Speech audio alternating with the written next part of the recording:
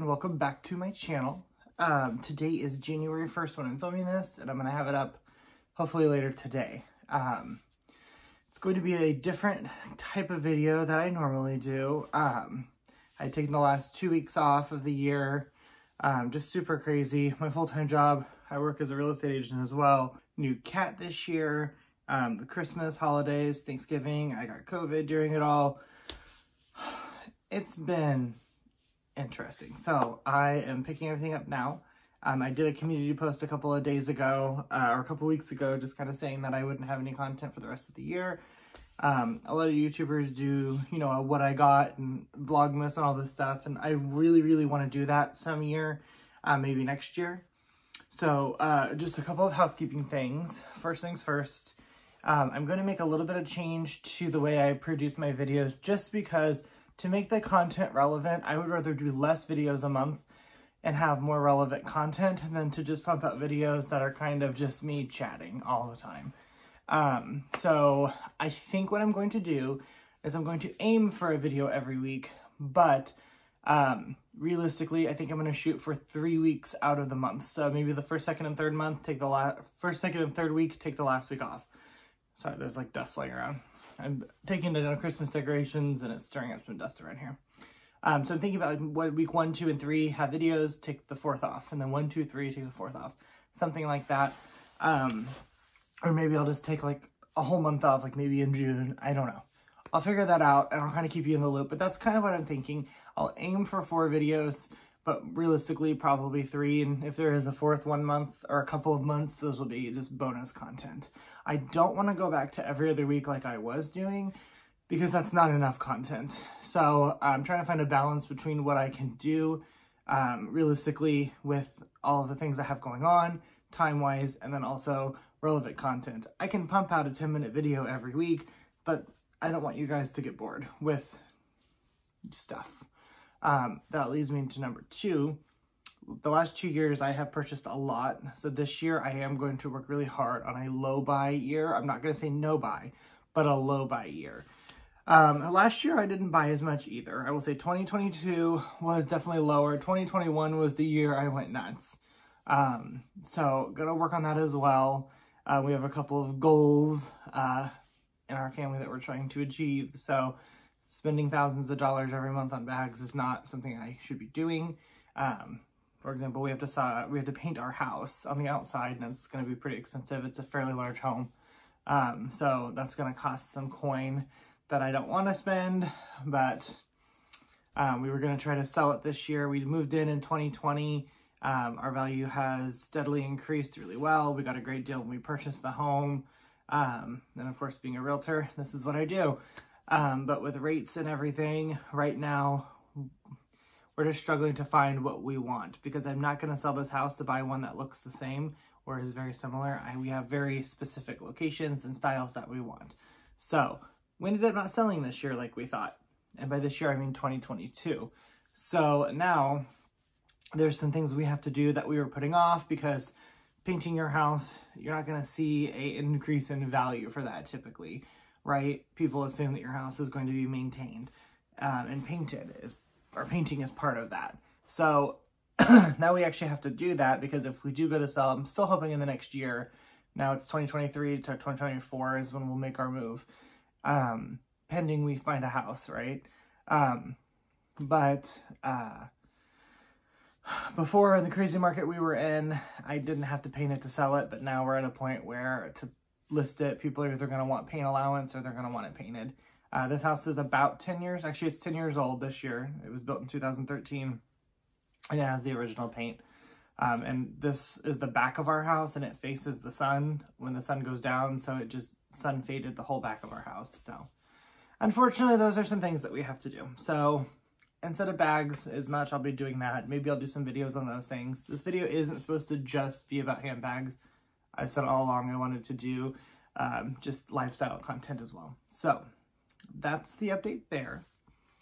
Let me see. Little Miss Diva had her first Christmas, and she got lots and lots of presents. I will throw up some pictures and videos if I can find them easily of what her first Christmas looked like. We were with our in-laws. They live about 3 hours away.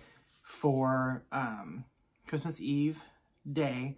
We drove home that night so we could get ready and be here for her first Christmas. I know some people probably think I'm crazy, but she is my baby and she's my child. So I will do whatever I can do to make her happy. And it's her first Christmas and it's special to her and to us. So, same with New Year's. We actually did spend New Year's with our old neighbors, but we came home right after the bell dropped. It was about 15 minutes away, so it's not super far. And we gave her some extra loves and kisses before bedtime. So that's pretty much been the scoop.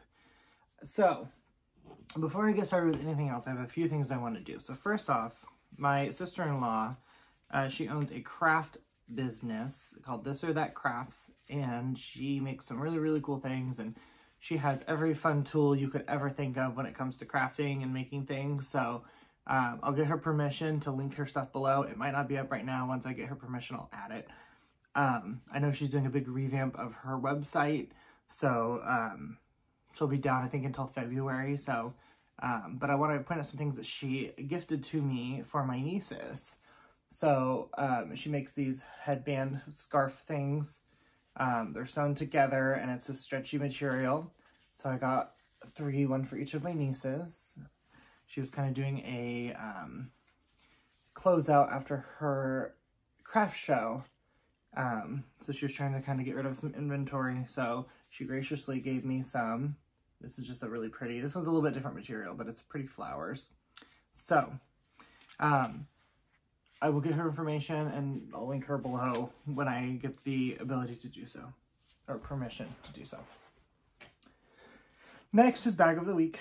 So I carried my Prada bag for almost 3 weeks because I haven't felt it, guys. So I switched the other day into my Speedy 30 bandolier, and obviously I love her. She was my first Louis, and this is one that I purchased on the website. No questions asked, no issues. I don't know how I got lucky. But this was back, I think, in 2020. So, love, love, love this. And basically, this video is just going to be a menagerie of random stuff.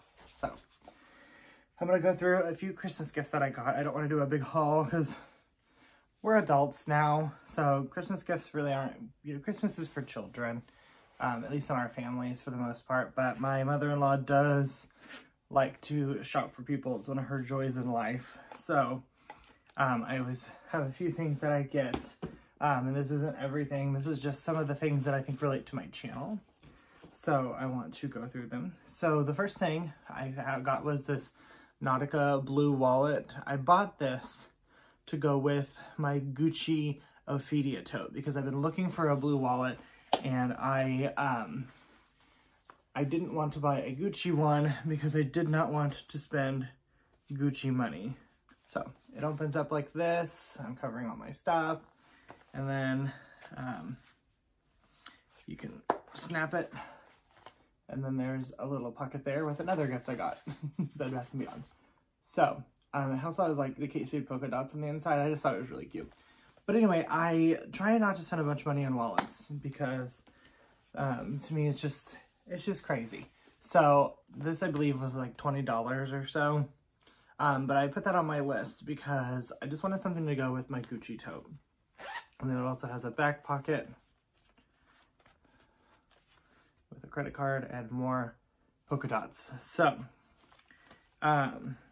here is the tag too. So it's just from the brand Nautica. Sorry. If anyone's interested, that's what the tag looks like. I know it's not luxury, but I think it's cute.